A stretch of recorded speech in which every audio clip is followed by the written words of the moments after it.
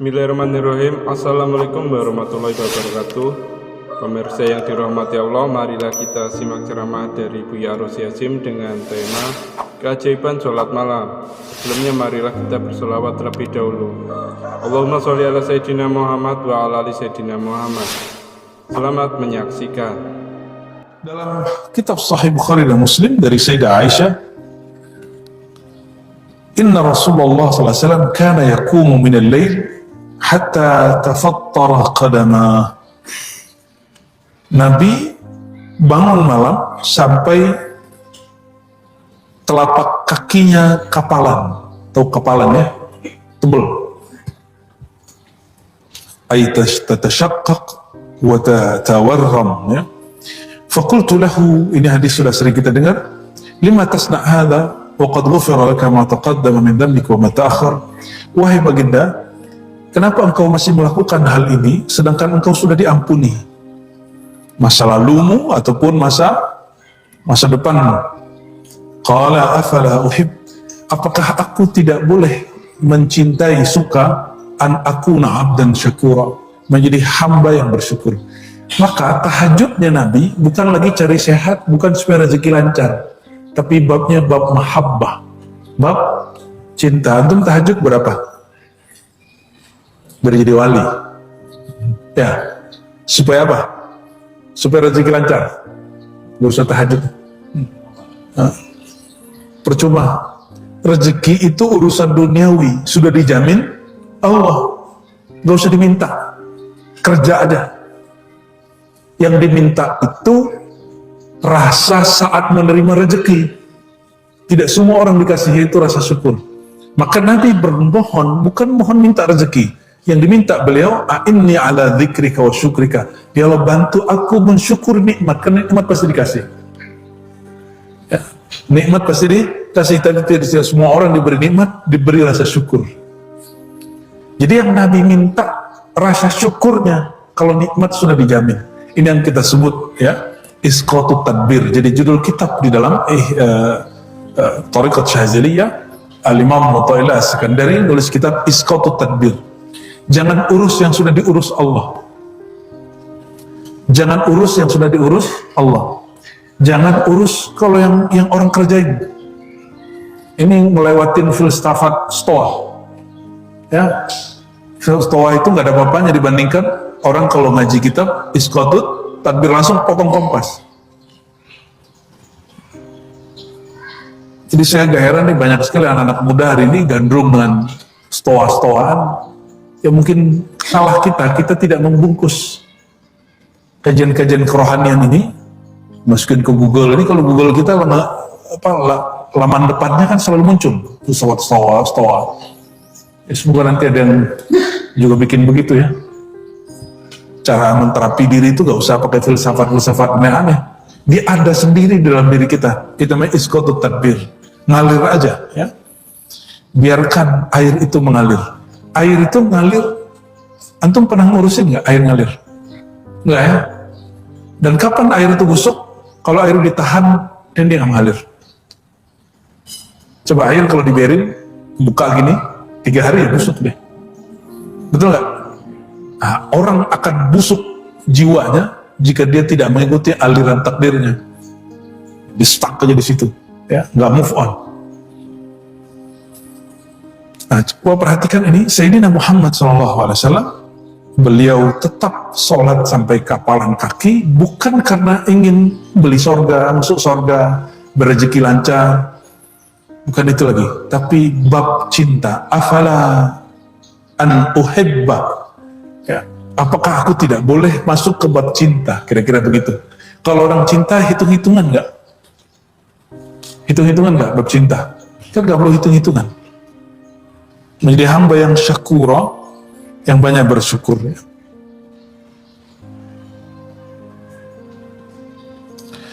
Wa man wazaba ala qiyamil lail yadkhul jannah bighairi hisab. Orang yang masuk surga tanpa hisab itu ciri-ciri salah satunya adalah dia qiyamul lail. Kita ini kan qiyamul lail cuma bulan puasa ya, 11 rakaat. Betul? Katanya antum berdoa, ya Allah semoga setiap malam seperti malam Ramadan. Betul kan? Gombal ente. Gimana caranya? Kalau emang mau begitu, jadikan setiap malam kita qiyamul lail. Gitu aja. Malam tadi, malam besok, kalau umur kita panjang, ada sepertiga malam lah. Bulan Ramadan juga ada. Nah, ada satu riwayat di hadis Imam Abu Daud. Laula an asyqa ala ummati la amartuhum bisiwaki wa ta'khiril isya. Ya. Aku diperintah, kalau tidak memberatkan umatku, aku akan suruh umatku untuk bersiwak, gosok gigi, dan mengakhirkan salat isya. Ada loh hadisnya. Kita pernah bikin, kita selalu kalau musim iktikaf suluk, salat isyanya 9 dan 10. Ada yang baru pulang dari Timur Tengah, mampir, apa katanya? Bid'ah apa lagi Naroz ini? Aneh bid'ah atau ente yang jahil ya. Kadang-kadang orang ini tidak ngerti, tapi disebut yang tidak sepaham dengan dia bid'ah. Kita repot, kalau orang begitu tuh gak usah diajak debatnya, udah biarin aja. Yuhsyurun nas, kata Sayyidina Nabi SAW, fi sa'idin wahid yawmal qiyamah. Nanti manusia akan dikumpulkan di satu tempat pada hari kiamat. Fayunadi munadin fayaqul. Lalu ada yang berseru, memanggil. Aina alladhina kanu tatajafa junubuhum anil madaji. Mana orang yang ketika yang lain tidur, dia nggak tidur. Dipanggil ntar itu. Fayakumuna wa hum qalilun fayadkhuluna al-jannah bighairi hisab. Ini mau dihisab nih. Ini syafaat untuk ahli tahajud. Mau dihisab, kata Nabi, maka dipanggil orang-orang yang bertahajud, lalu mereka berdiri. Mereka bangun, dan mereka kemudian tidak dihitung amalannya, tidak dihisab dosa-dosanya, langsung masukin surga. Semua yu'mar bisa'iri nas ilal hisab, tapi semua orang dihisab. Ya. Gimana? Pengen tidak dihisab nggak? Jadi jangan kemudian kita nih pengen masuk surga tanpa hisab nih. Ya udah tahajud tiap malam. Gampang tuh. Siap? Ya udah 1 rakaat deh setiap malam. Minimal sebelum tidur. Minimal sebelum tidur. Tapi ada yang lebih dahsyat. Dalam hadis Abu Daud itu dikatakan, salah satu metode Nabi tahajud. Nabi itu kalau tahajud, Nabi keluar sebentar dari rumah, beliau pandang langit. Lalu baca Rabbana ma khalaqta hadza batila subhanaka faqina adzabannar. Nabi melihat ke langit, beliau bertafakur di situ, baru kemudian masuk. Itu dibacanya. Lalu ketika mulai sholat, sebelum sholat baca subhanallah 10 kali, alhamdulillah 10 kali, la ilaha illallah 10 kali. Kayak gitu ya, 10 zikir-zikir yang kita tahu. Itu namanya conditioning. Conditioning. Sholatnya gak usah banyak lah untuk itu. Yang penting conditioningnya bagus. 2 rakaat plus 1, jangan 3 langsung. Ini minimal ya. Mau masuk surga tanpa hisab, coba dikerjain itu. Kenapa? Orang yang sholat tahajud itu dia ibadah, dia nggak lagi cari perhatian orang. Betul-betul hanya cari perhatian Allah Subhanahu wa Ta'ala. Bukan karena supaya utangnya terbayar, enggak. Kalau antum duha kan supaya utang terbayar, biar cicilan lancar, gaji naik terus. Jadi sholatnya bukan karena Allah, ngomongnya lillahi ta'ala, pahal lil fulus ta'ala, ya, supaya keluar dari utang ya Allah ta'ala, ya. Kita ini nggak betul-betul jadi hamba Allah yang utuh. Kita ini datang ke Allah selalu bersyarat ada maunya yang disembunyiin, ya. Coba nanti siang sholat zuhur betul-betul karena Allah, bisa nggak? Ini dari subuh tidak sholat kan? Nggak sholat, rindu kan ya? Pas zuhur itu ada rasa rindu. Aparat perindu itulah karena dia nggak puas dengan 5 waktu, dia tambahkan di waktu suci. Oleh karenanya ada ungkapan di dalam kitab Al-Qushairi Ibn Arabi, ya, tentang para mushtaqin al-ashwaq. Apa itu? Bukankah setiap rindu hanya ingin berduaan dengan yang dirinduinya. Betul nggak? Kita ini kalau senang sama seorang pengennya berdua aja, ya. Itulah egonya cinta. Nah, Allah itu sebenarnya itu hanya untuk Allah, bukan untuk makhluk. Ibnu Rushd itu sukanya ngaji kitab, baca kitab. Dia baru menikah, istrinya dianggurin. Datanglah istrinya ke perpus dia, dilemparin kitabnya, gitu. Dipelototin sama Ibnu Rushd, dia bilang, sebagaimana kamu mencampakkan kitabku, aku campakkan engkau. Talak 3 jatuh. Talak ya. Nah, ada orang kayak Ibnu Rushd tuh, lebih cinta sama ilmunya daripada bini. Itu bini pertamanya tuh ya. Ya semoga ibu-ibu ini tidak ada yang ditalak cuma karena itu ya. Ya semoga ibu-ibu ini pengertian kepada pasangannya. Amin ya rabbal alamin ya. Bapak-bapaknya juga pengertian kepada ibu-ibunya. Wa qiyamul lail qurbatun illahi ta'ala wa maghfaratun lisayyi'at. Qiyamul lail itu secara harfiah qiyam berarti berdiri atau meramaikan, mengisi al-lail malam hari, atau kita sebut wirid atau zikir salat malam hari. Qurbatun ilallah, itu jalan mendekat kepada Allah SWT. Wa maghfaratun lisayyi'at, dan menghapus terhadap dosa-dosa atau kesalahan. Kenapa malam hari itu menjadi jalan terdekat ke Allah? Sedangkan Allah di waktu siang malam sama atau beda? Kita zikir siang ini dengan kita zikir nanti malam sama nggak? Allahnya. Yang berbeda rasa kita. Kecuali antum ini sudah arifuna billah, arifin, orang-orang yang arif billah, mau siang malam sama aja. Oleh karenanya di Quran itu Allah bersumpah dengan siang, bersumpah dengan malam. Kenapa? Karena Rahman Rahimnya ada yang dia turunkan siang hari, ada yang dia turunkan malam hari. Ya.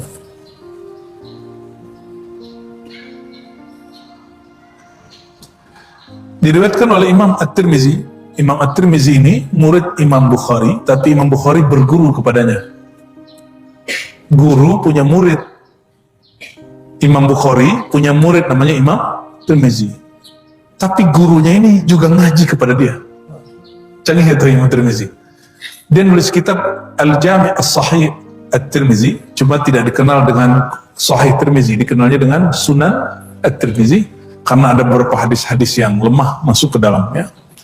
Tapi kata Imam Tirmizi, semua yang dalam kitabku ini boleh diamalkan kecuali 2, termasuk hadis ini boleh diamalkan. Termasuk hadis-hadis yang lain ya, hadis yasinan, hadis zikir pagi, sore dan lain sebagainya. Di sini dikatakan, alaikum biqiyamil lail. Nabi SAW bersabda, hendaklah kalian menghidupkan qiyamul lail.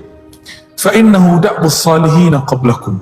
Karena itu adalah tradisi utama orang-orang soleh sebelum umat Nabi Muhammad SAW.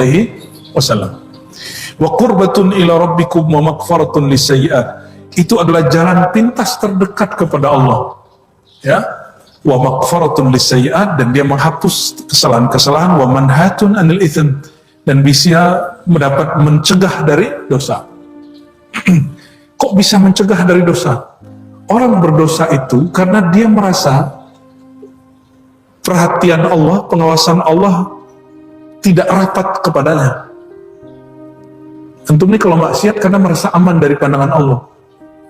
Jika orang tahajud, dia sadar berbuat taat di saat tidak dilihat siapapun, berarti dia merasa dilihat oleh Allah. Maka dibalik, dia akan tidak berani maksiat karena dia merasa dilihat oleh Allah. Dan Anda kasih tahu ya, orang yang selalu qiyamul lail tidak akan pernah mimpi basah lagi, kecuali dengan yang halal. Kenapa?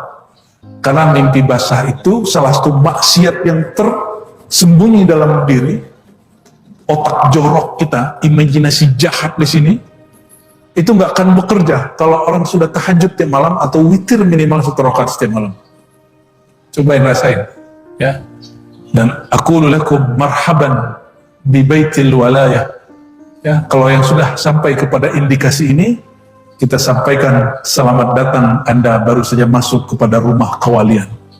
Ya, salah satu ciri pencirian para aulia, dia tidak pernah lagi mimpi basah kecuali dengan yang halal. Ini masih mimpi basah kan? Malah ada wirid kiai di pesantren itu supaya mimpi basah. Jangan-jangan kiai punya wirid ini.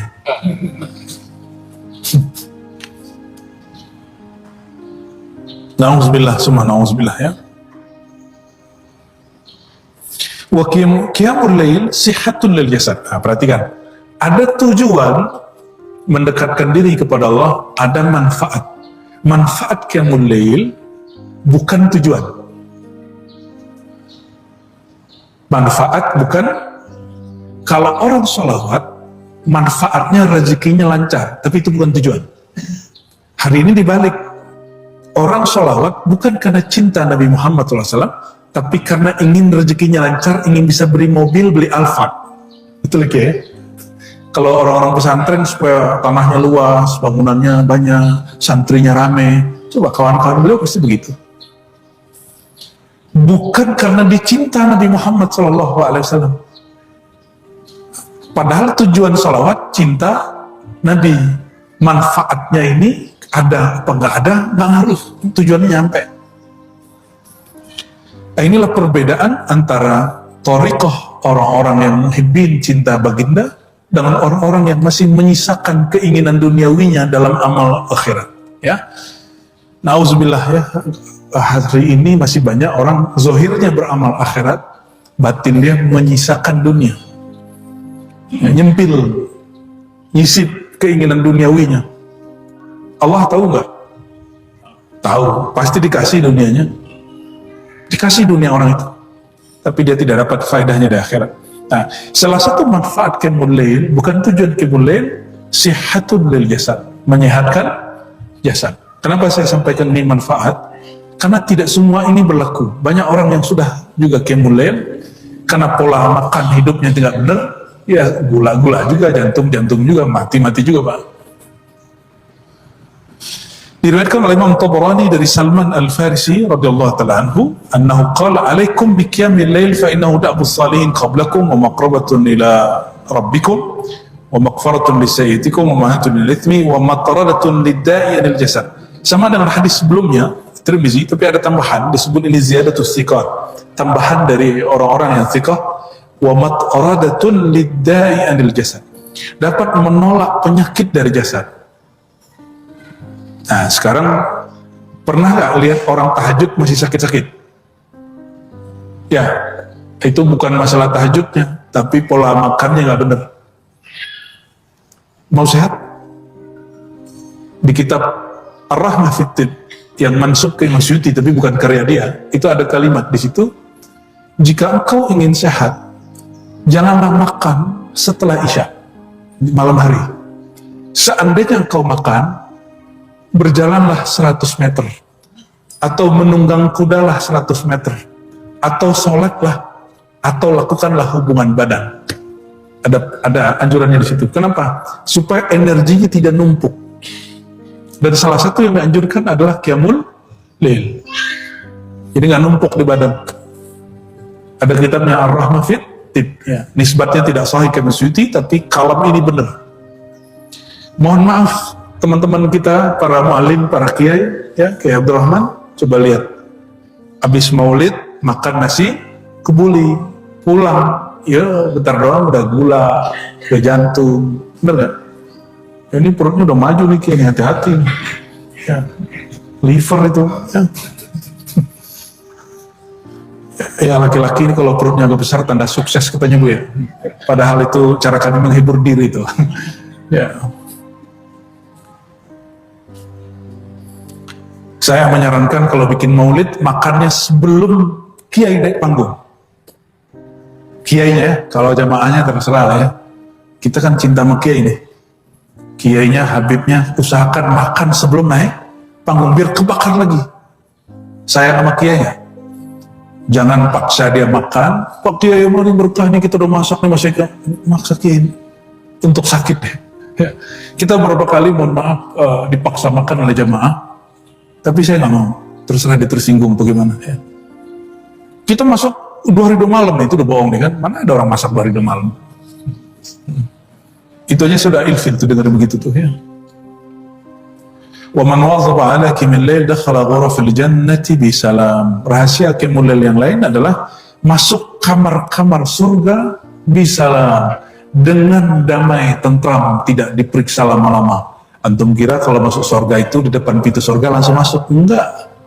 Itu ada yang jaga. Pintu surga itu ada sekitar 8 luasnya, satu pintu luasnya seluas ujung jazirah Arab Barat ke ujung timur.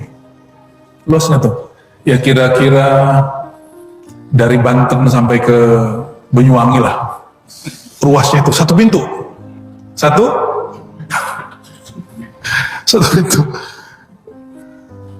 Kira-kira sebegitu luas atau tidak luas? Itu luas gak? Itu luas sekali. Tapi yang jaga banyak malaikat. Pimpinannya bernama Ridwan.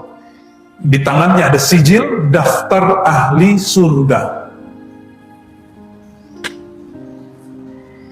Tapi pintu surga tidak dibuka kecuali tangan Nabi Muhammad ditempel ke pintunya. Maka beliau mengatakan, biyadi, di tanganku ini ada, kalau kita mau buka pintu di kantor pakai finger, ada fingerprint di tangan Nabi, itu yang mana aja dimasukin kebuka. Jadi yang bikin kita masuk surga, antum carilah perhatian Rasulullah SAW. Bagaimana cara cari perhatian Nabi? Tirukan yang beliau lakukan. Salah satu yang beliau lakukan adalah qiyamul lail, walaupun beliau dijamin masuk surga. Berarti Nabi ini qiyamul lail bukan karena pengen masuk surga, karena surga sudah di tangannya. Nabi ini boleh bolak-balik masuk surga meskipun badannya masih di dunia. Oleh karena itu, mi'raj dengan badan, tubuh itu cuma sekali dalam Quran. Tapi mi'raj rohani Nabi bolak-balik masuk surga, itu kapanpun boleh masuk. Bahkan air yang keluar dari tangannya itu air surgawi sebenarnya itu. Karena nggak ada keran, nggak ada aliran apa-apa, bisa keluar air. Itulah afdalul miyah fil alam, air paling mulia di alam semesta, air yang memancar dari tangan baginda Nabi Muhammad Sallallahu Alaihi Wasallam. Ada sahabat diludahin Nabi, itu nggak sakit perut selama-lamanya. Kalau orang minum air dari tangan Nabi, kira-kira gimana tuh nasibnya tuh? Gimana berkah hidup dia itu? Ya, sahabat yang nggak dapat air, kata Nabi, man safahani dakhal jannah, orang yang salaman sama aku masuk surga. Sahabat yang lain bingung, ya Rasulullah, orang banyak bermusafahah dengan engkau, kami tidak dapat bermusafahah dengan engkau. Kata Nabi, yang tidak dapat salaman sama aku, salaman sama orang yang salaman sama aku, masuk surga. Oleh karenanya dianjurkan bersalaman dengan guru yang bersanad itu di situ. Kalau dia lagi mau, kalau dia nggak mau jangan dipaksa juga ya. Ya. Diriwayatkan oleh Imam Tirmizi dari Abdullah bin Salam. Abdullah bin Salam ini sesuai dengan namanya, yang meriwayatkan tentang masuk surga dengan salam. Ini putra Yahudi yang masuk Islam, namanya Abdullah bin Salam. Awal ma qadima Rasulullah sallallahu alaihi wasallam al-Madinata injafala an-nas ilayhi ay asra'u ilayhi fa kuntu fi man jaa. Awal Nabi masuk Madinah, itu orang mengerubungi beliau dan aku termasuk. Falamma ta'ammaltu wajhahu wastanbattuhu wastabantuhu. Ketika semua orang mengerubungi Nabi Muhammad, aku memperhatikan wajahnya. Nggak langsung salaman. Karena dia ahli kitab. Di Alkitab ditulis ciri-ciri muka pembohong. Ternyata ada gores-gores pembohong, gores-gores orang jujur, muka-muka gombal tuh kelihatan tuh ya. Muka-muka gak jelas tuh ya. Itu muka ini bisa, dia punya memori, dia bisa memancarkan dan hanya dipahami oleh orang yang mengerti ilmunya. Betul Bu ya? Ya, saya juga tahu nih di mana yang pembohong, nggak bohong nih, pakai ilmu itu ya. Mana yang suka memanipulasi keadaan, ini berlebihan, itu kelihatannya. Tapi itu bukan ilmu gaib, itu sangat ilmiah. Itu sangat ilmiah. Ditulis oleh Imam Fakhruddin Ar-Razi, judul kitabnya Al-Firasah. Sudah diterjemah. Cuma kalau baca terjemahan sama ngaji beda. Kalau ngaji itu antum langsung bisa baca. Termasuk baca ini. Garis, itu ada ilmunya. Nggak main tebak-tebakan doang. Termasuk baca tanda tangan, itu ada ilmunya Pak. Dan itu bukan ilmu gaib. Itu sangat empiris sekali. Kata beliau, setelah aku ta'ammaltu wajahu wastabantuh, aku perhatikan wajah Sayyidina Muhammad SAW itu, wastabantuhu, lalu aku perhatikan dengan sedetail mungkin. Araftu anna wajahu laysa biwajhi kadzab. Aku faham wajah beliau tidak menyisakan satupun wajah pembohong, pendusta. Aduh, kalau dicek wajah kita ini kayaknya wajah ngelesnya ya. Betul nggak? Coba antum bercermin lah sendiri ya. Di wajahku ini kayak ada wajah pembohong ini ya. Itu orang Cirebon, tarekat Syatariyah itu punya cermin tarekat. Itu orang nggak berani bercermin di situ karena sudah ada, nggak tahu itu kepercayaan pemitos. Kalau dalamnya masih galak, kelihatannya si guguk di dalam. Kalau dalamnya tamak, kelihatan kalau ini babi gitu. Walau alam itu masih ada penggak itu ya. Apa sisa mitos walau alam. Itu di tarekat Syatariyah dulu ada. Ya. Bercermin ya. Sebenarnya kalau mau bercermin, cukuplah memandang wajah saudara sendiri. Al-mu'min mir'atu li akhihi. Seorang mukmin itu cerminan bagi saudaranya. Ya. Ini di luar ilmu ini. Ini adab sufi. Al-Imam Sya'rani mengatakan, ini di luar ilmu ini ya. Tiadalah engkau memandang orang itu pembohong, kecuali sebenarnya ada kebohongan dalam dirimu. Kamu pandang orang, terus bilang, kayaknya ini otaknya jorok nih. Karena emang otakmu jorok gitu. Kita ngeliat ada laki-laki dengan perempuan berdua, terus dia bilang, oh pezina itu. Karena ente kalau berdua sama perempuan yang bukan ente kenal itu perempuan, pasti zina. Padahal kalau laki-laki, ini ibu-ibu harus paham ya, saya dulu ngaji kepada guru saya, ulama Suriah, laki-laki itu jika dia jalan dengan seorang perempuan yang bukan istri yang kita kenal, tidak boleh langsung dituduh dia berselingkuh. Siapa tahu istrinya, tapi kita nggak tahu. Ini kata Syekh Taufik Al-Buti. Tapi kalau perempuan jalan dengan laki-laki yang bukan suaminya, kalian boleh tuduh dia langsung sebagai orang yang berselingkuh.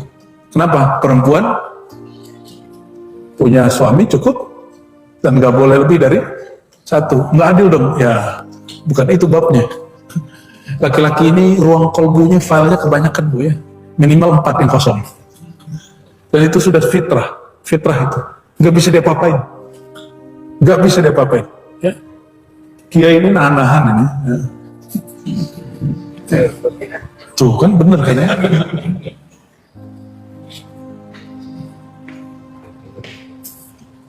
Menurut antum, kalau mohon maaf Bu ya, kita ngeliat lawan jenis, otak ngeres, ditahan itu lebih baik atau menikah? Mana yang lebih afdal? Yang suci yang mana? Yang nahan otaknya tetap ngeres, kalau bagi perempuan itu yang bagus.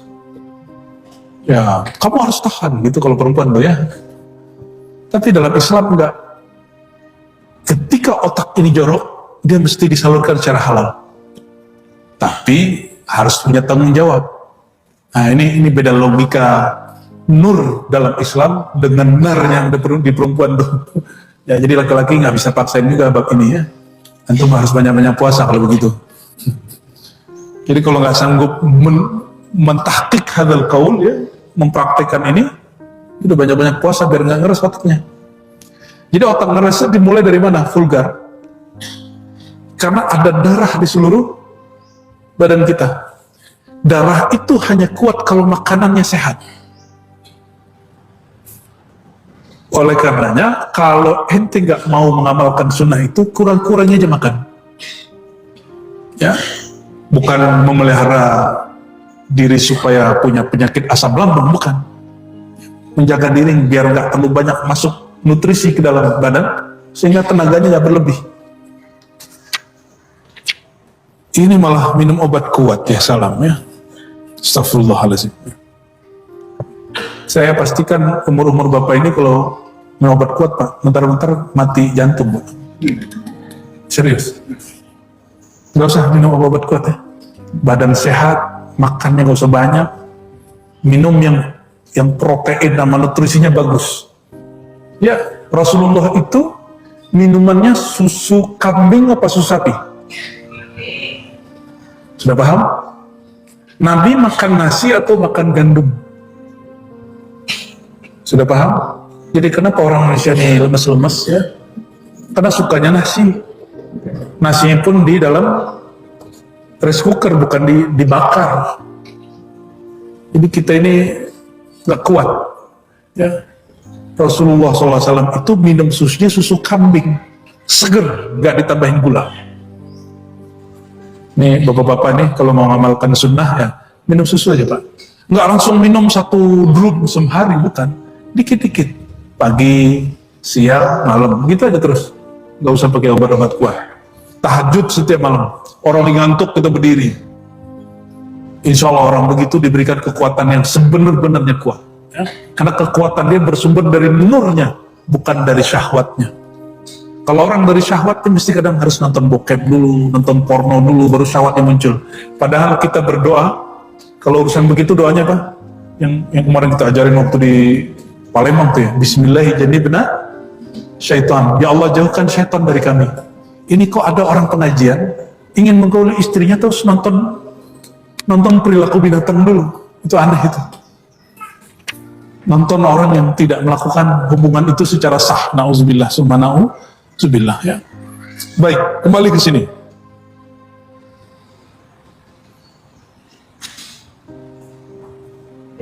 Fakana awal ma sami'tu min kalamihi sallallahu alaihi wasallam an qala ayuhan nas afshu salam wa atimu at-ta'am wa silul arham wa sallu bil-lail wa an-nasu niyam tadkhul jannata bisalam. Yang pertama aku dengar dari Nabi, kata Nabi apa? Afsus salam, tebarlah salam, bukan tebar ancaman. Hari ini orang kalau dakwah yang ditebar duluan apa? Ancaman, betul? Ya, antum kalau ngaji hari ini, itu pulang-pulang sukanya ngancem, biasanya. Semoga ke pengajian kita enggak. Ya, kalau nggak paham, nggak sepaham, ancam, kasih ancaman orang. Tapi yang diajarkan baginda, afsus salam, tebarlah kedamaian, jangan tebar ancaman. Jadi prinsip dakwah Islam bukan prinsip mengancam orang. Prinsip dasarnya adalah prinsip menebar salam. Dan ini perintahnya bukan hanya kepada sesama muslim, itu ke semua orang. Afsus salam, tebarlah kedamaian.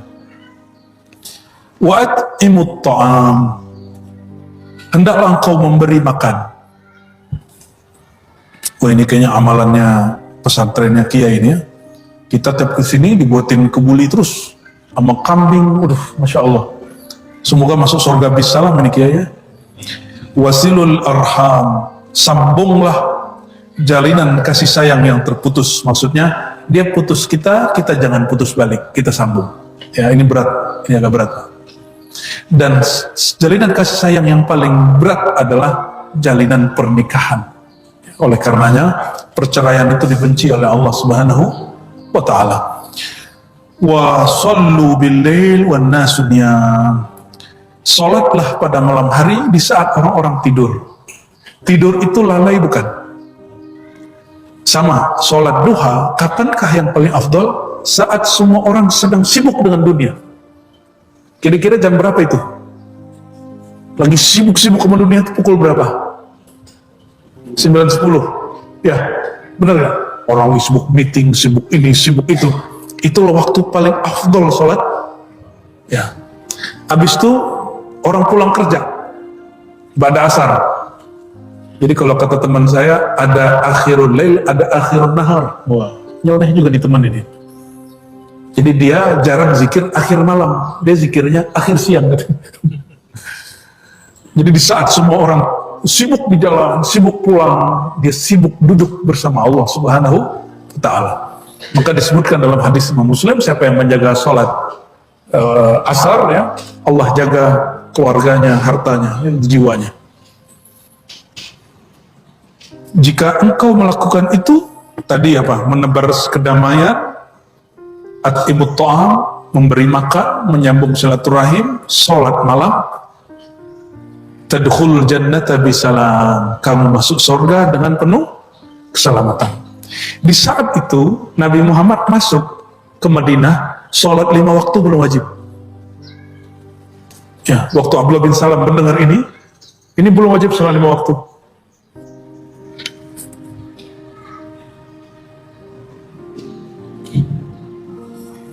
Lalu dalam riwayat Tabrani dan hadisnya Hasan ya, disebutkan Abdullah bin Umar meriwayatkan dari Nabi Muhammad SAW, inna fil jannati ghurfatan yura zahiruha min batiniha. Di sorga itu ada satu kamar, bagian luarnya terlihat dari dalamnya, dalamnya terlihat dari luarnya, itu saking transparan dan bagusnya. Qala Abu Malik al-Ashja'i, berkata sahabat Abu Malik al-Ashja'i, liman hiya ya Rasulullah? Itu kamar yang secanggih itu untuk siapa wahai baginda? Seindah itu untuk siapa wahai baginda? Qala liman atabal kalam wa at'amat ta'am wa bata qa'iman wa nasu niyam. Itu kamar super mewah hanya diberikan untuk 3 jenis orang. Yang kedua, atabal kalam, yang suka berkata baik. Berkata baik itu ada yang berkata di dalam dirinya, bentuknya zikir dan niat. Dan yang kedua, berkata ke orang lain. Itu sebabnya disebut al-kalimah thayyibah, ada yang sifatnya nafsi, ada yang ghair nafsi. Ada yang di dalam diri, itu zikrullah, ada yang keluar diri, itu kalam, interaksi dengan orang.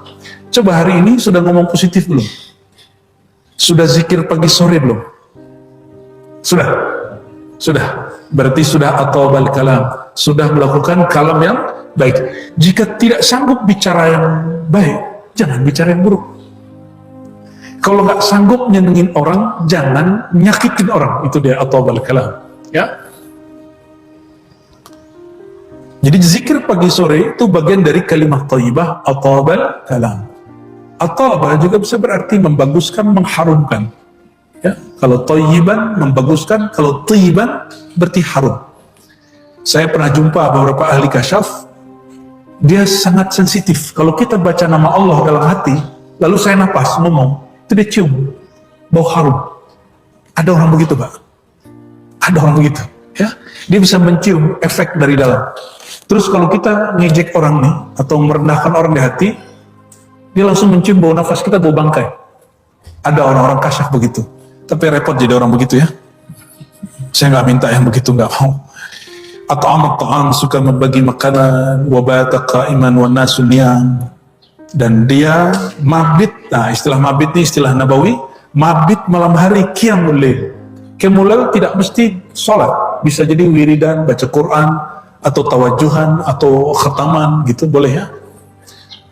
Kami di Ribat untuk mempertahankan ini latihannya, kajiannya mungkin sampai jam 10-11 ya, tapi kalau bab khataman zikir kita baru berhenti tengah malam ya, biasanya begitu cara minimal mulai latihan bisa tembus zikir sampai tengah malam, jam 00 baru berhenti.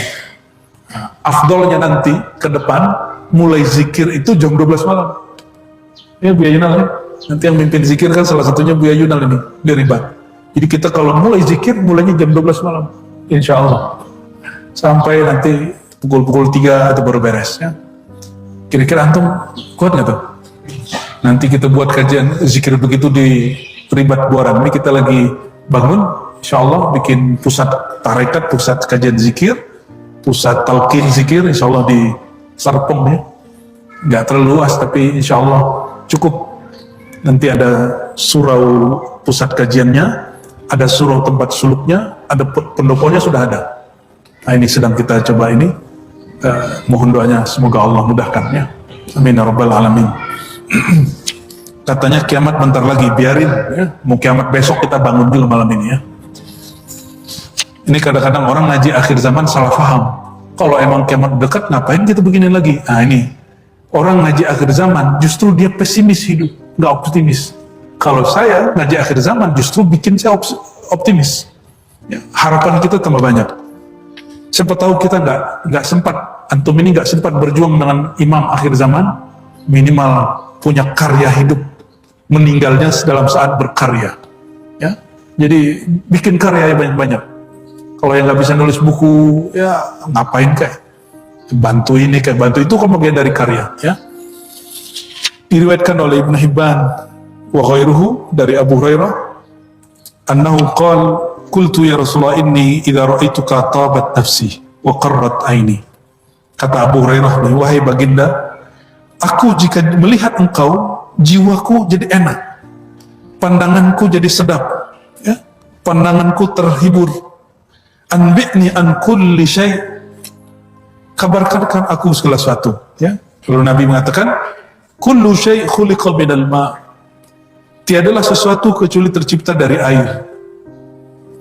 Qultu akhbirni bi syai' idza 'amiltuhu dakhaltul jannah. Wahai baginda, ajarkan aku, kabarkan kepadaku sesuatu amalan yang jika aku lakukan pasti masuk surga.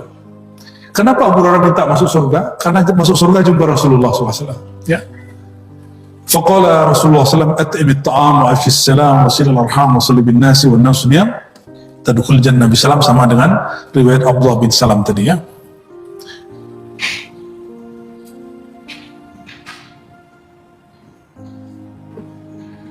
Lalu hadis terakhir yang kita baca pada duha ini, riwayat Tabarani, bahwa Qiyamul Lail adalah inti kemuliaan seorang mukmin di dunia dan akhirat.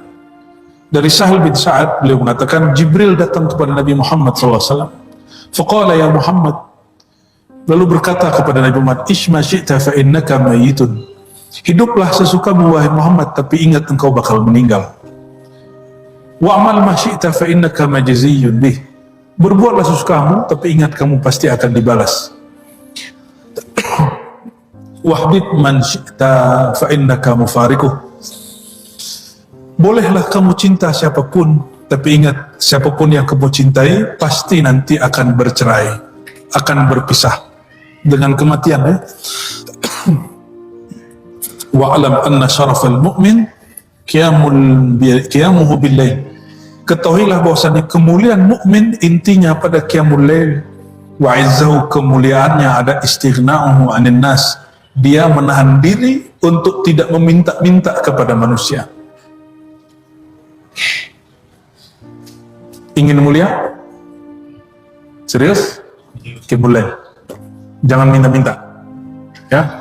Mau lapar seberat apapun, jangan minta-minta, ya. Mending kita lapar dan kita sakit perut daripada kita menjatuhkan harkat martabat kita di hadapan makhluk, ya. Mintanya ke Allah Subhanahu wa taala. Maka dikatakan di sini riwayat Baihaqi, asrafu ummati hamalatul Quran wa ashabul lail. Semulia-mulia umatku adalah pemikul ilmu Quran, bukan penghafal. Ini perhatiin, ya. Ini banyak sekali yang salah paham, dikira hanya penghafal Quran. Hamalatul Quran itu oleh Imam Ghazali diartikan hafizul Quran wa faqihuhu. Orang yang hafal Quran dan mengerti isinya itu disebut hamalatul Quran. Wa ashabul lail, dan orang yang bangun malam hari. Jadi kalau ditanya nanti siapakah orang yang paling eksklusif di akhirat nanti, orang yang punya ilmu Quran. Dan yang kedua, ahlul lail. Maka digabung dalam sebuah riwayat Imam At-Tirmizi, autiru ya ahlul Quran. Wahai keluarga Quran, berwitirlah kalian. Ya, dan saya merasakan sekali hafalan saya akan hancur kalau tidak witir, Pak. Menjaga hafalan yang ada aja itu lebih enak. Jika dulu kita setoran ke guru, sekarang kita setoran kepada Allah Subhanahu wa taala, dan itulah seindah-indahnya setoran baca Quran, ya. Muraqabatul Quran namanya. Muraqabah menghadirkan rasa membaca Quran seakan-akan diperhatikan oleh Allah yang menurunkan Al-Quran.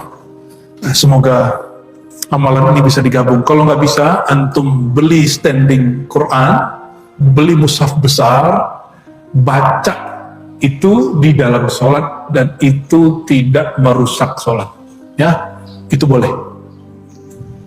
Mulai hari ini coba cari-cari, ya, beli standing Quran, beli mushaf besar, jangan pakai mushaf Madinah, pakai mushaf India itu Indonesia.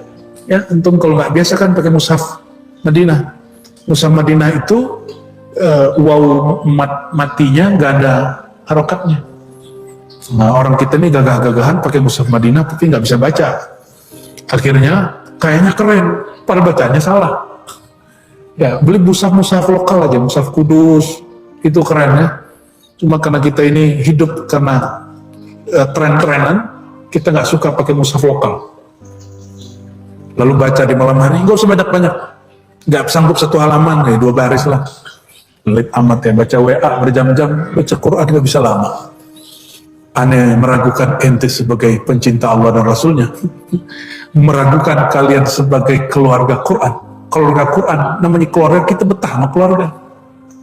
Tapi ini orang katanya keluarga Quran, tapi kalau baca Quran kulhu belum dibaca ya. Bukan berarti kulhu ini tidak mulia.